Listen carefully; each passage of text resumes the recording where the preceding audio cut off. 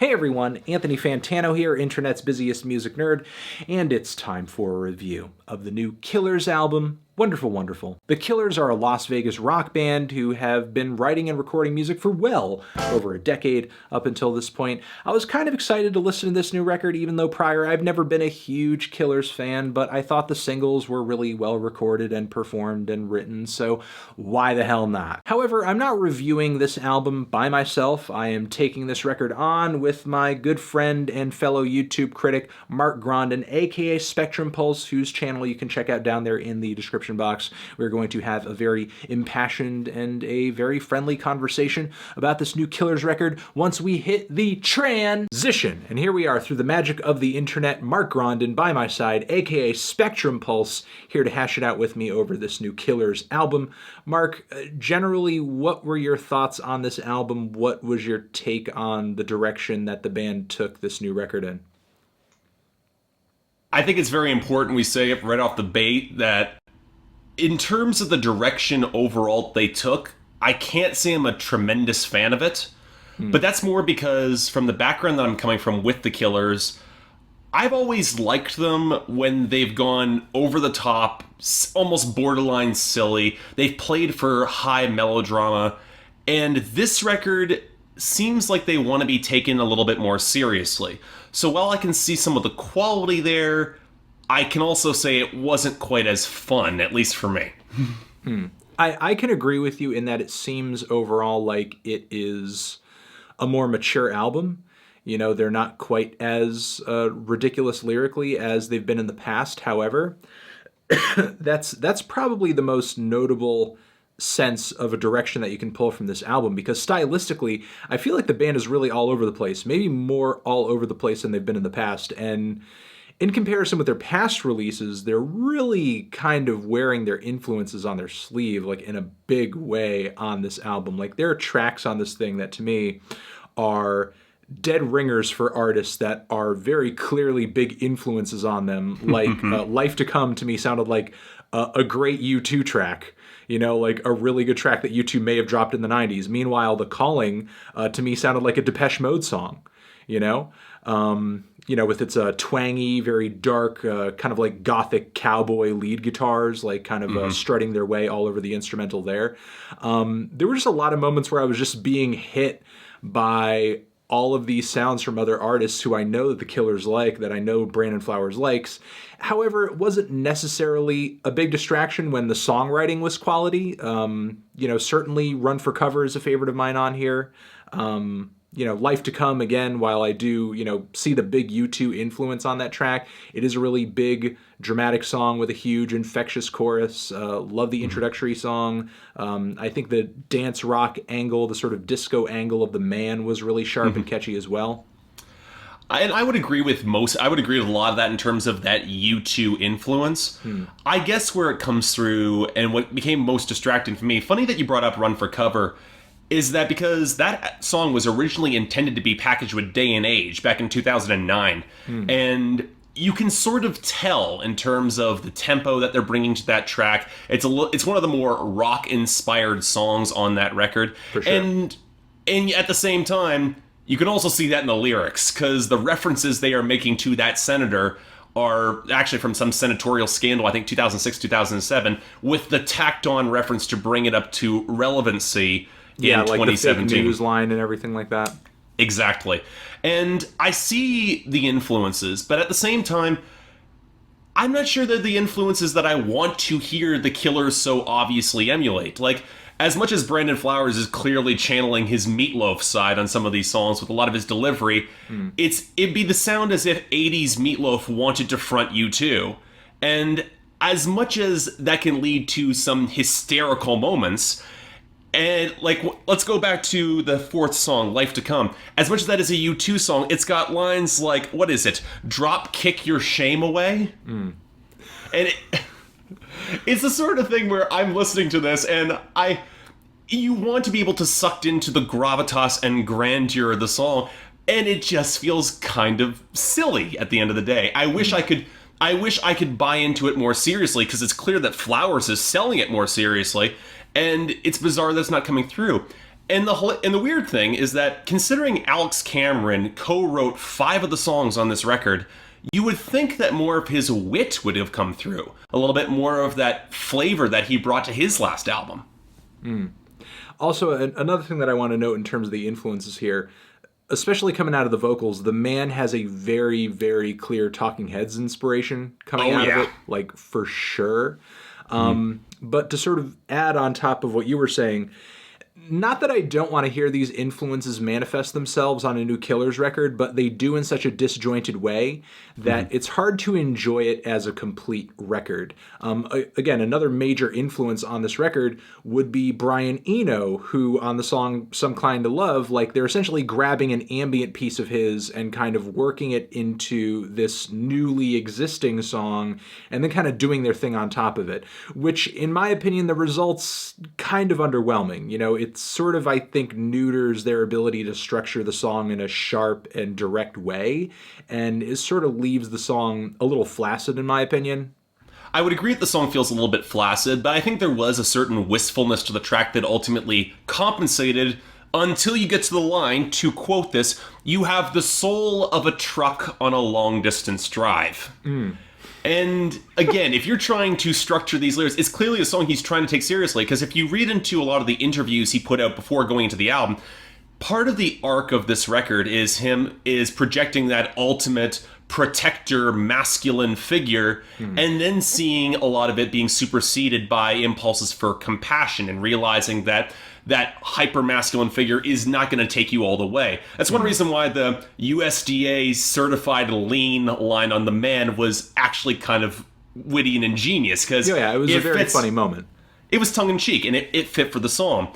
But at the same time, when you realize that songs like Rut, which is probably my personal favorite on the record just in terms of that ballad-driven swell, that's a song written from his wife's perspective, who suffers from PTSD.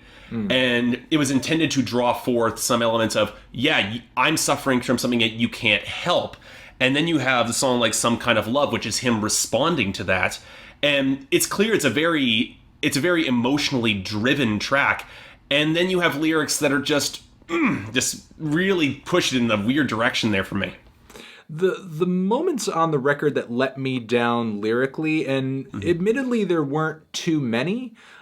Generally, I am very much a fan of Brandon Flowers' delivery and sort of the personality he brings forth in his lyrics. I find him to be very captivating emotionally, a really compelling performer. Like, he does a good job of selling a lot of what he says, even when I do feel like there are some lyrical shortcomings. But when the lyrics in his delivery really fell short, almost painfully for me, was very much toward the end of the record, on The Calling that I brought up earlier, where I don't think his singing was nearly as menacing as he might have wanted it to be. Like, especially if he's trying to bring that level of biblical force to that song. Exactly, because there's some huge, dark, like, devilish religious themes going on all over the lyrics on that track. And just given the Depeche Mode vibe of that song, and almost like the moany, like Marilyn Manson-ish quality of his singing on that track. Like, to me, his singing reads too much like Pretty Boy for him to sell sort of their songs on that dark of an angle. And for me, the most... And we may disagree on this, let me know. The most lyrically disappointing moment on the entire record was the last track, which... I don't know, man. Like, it seemed like from the outset it was trying to be super tongue-in-cheek and very self-aware, but I feel like it ended up just being painfully cheesy. Like, I was kind of anticipating that song too, because for a track to be titled "Have All the Songs Been Written?", I would have loved the Killers to approach that concept from the angle of, you know, like, maybe, but fuck it, we're gonna give it this huge attitude and just, like, you know, mull over, you know, just completely just bulldoze expectations and, you know, blow up what everybody could sort of look forward to out of this kind of song. But instead, like, they get really, like, weepy about all of it, and it just ends up being, like, really pitiful, and it's just...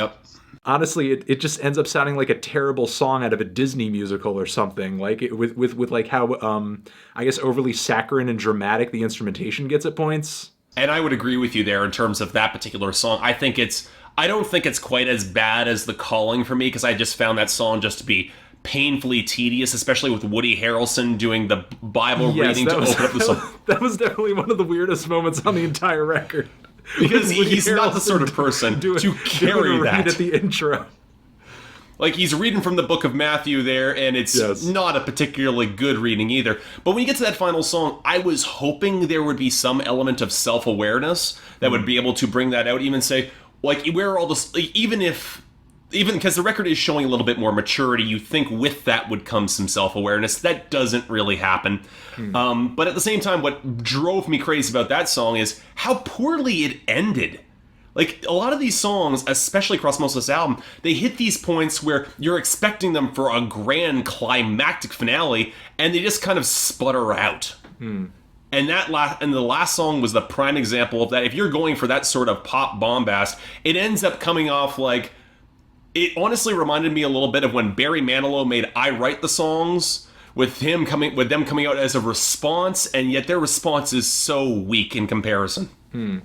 No, that's absolutely true. And I guess another thing that comes to mind is not just with the endings, but sometimes just on structural details alone, some of these tracks do suffer from some problems. Like, to go back to The Man, there was a moment where in the second half, I don't know if you caught it, but it's almost like a certain section of the song ends like a bar early, and there's a weird edit where all of a sudden the groove changes really fast, where clearly the way they put that together was in post. Like, they didn't perform it like that. Like, they cut the section of a song like a bar too early, so the groove was sort of off, and then it sort of suddenly transitioned into something else, and it was like one of the weirdest segues on the entire record.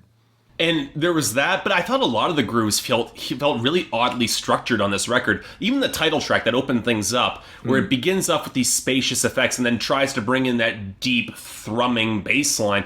But in terms of whether or not it actually hit real impact for me, I thought a lot of the percussion felt really gated along a lot of this record, especially with a lot of the vocals. They felt oddly compressed in terms of matching up against the really one that struck me out. A lot of the record felt very compressed. It felt very, very like crushed down and almost like claustrophobic. Which is odd, because if you're going to sample Eno in some variety, you're going to interpolate that, you'd think that you'd have a little bit more better sense of spatial dynamics across the songs. But the one that really bothered me, as much as I found the song kind of endearing, was Out of My Mind. Because I liked the music references. I liked how he was trying to communicate something through his art form to be able to rouse this person out of their stupor, and it didn't work. And it's clear it didn't work. But at the same time, what drove me crazy was how compressed the vocals felt and how rigidly structured the drums were. And you know what, there's a place for that, but at the end of the day, I'm going back to a record like Battleborn, where the first half of that record is supremely silly, but it's over the top in a way that actually manages to pay off those grooves. And I go back to Out of My Mind, I'm saying, you know what, I like this, but I liked it a lot better 5 years ago when it was called Deadlines and Commitments. So, overall, what are you feeling on this record? Like, did you enjoy it? Did you not enjoy it? And what are you feeling as far as, like, a grade on this album? And where does it fit for you in the scope of the band's entire discography? Like, are they at a high point right now, a low point? I don't want to say it's their worst record, because I don't think it is. But at the same time, I like to say that I liked more of this than I didn't, because at the end of the day, I like Brandon Flowers' delivery. I like the swell behind this record. I like a lot of the ideas, and you know what? When they tilt into pure broad silliness, it can connect for me. But it doesn't look like they're going to be doing that consistently going forward.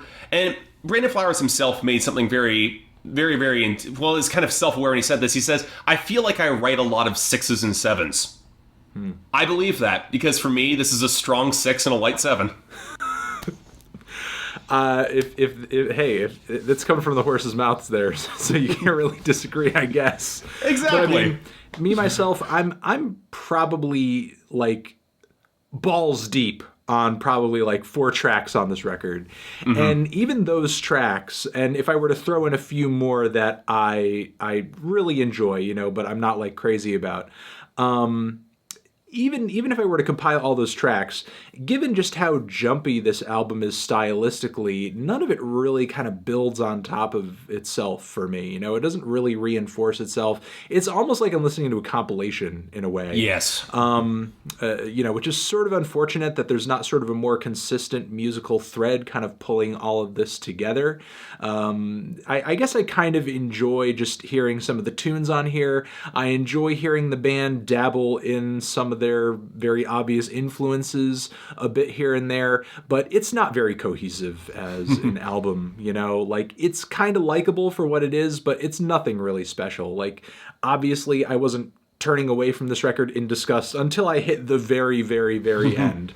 But I feel like the lead up until that point was pretty, consistent as far as just enjoyability. But is it some kind of grand or amazing or fantastic artistic statement? Not really. And I would fully agree. Probably like a light 6 on this thing. I think the thing that's always held the Killers back at this point is that, for being this many years into their career, what is it, like, it's almost up to 15 years into their career, they haven't made an album that feels like it's a consistent statement, and that they aren't structuring albums in that way. They've always seemed like more of a singles band, but if they're trying to be taken more seriously and they're not putting forward more of that album statement at this point, again, it feels a little bit like 80s Meatloaf, and Brandon Flowers is no Jim Steinman. All right, well, there you have it. Mark gave his piece, I gave mine. You can find a link to his channel down there in the description. Again, thank you for coming on and just hashing it out over this Killers album with me. Oh, it's a pleasure having me, Anthony. Thank you for bringing me on. Let us know what you guys thought of this record. Did you love it, hate it, why? What do you think I should review next? And I will see you in the next one. Over here next to my head is a link where you can check out another review or hit the link to subscribe to the channel. We'll also put a link to subscribe to Mark's channel as well. And that's all. Anthony Fantano, Spectrum Pulse, The Killers, Wonderful, Wonderful, Forever.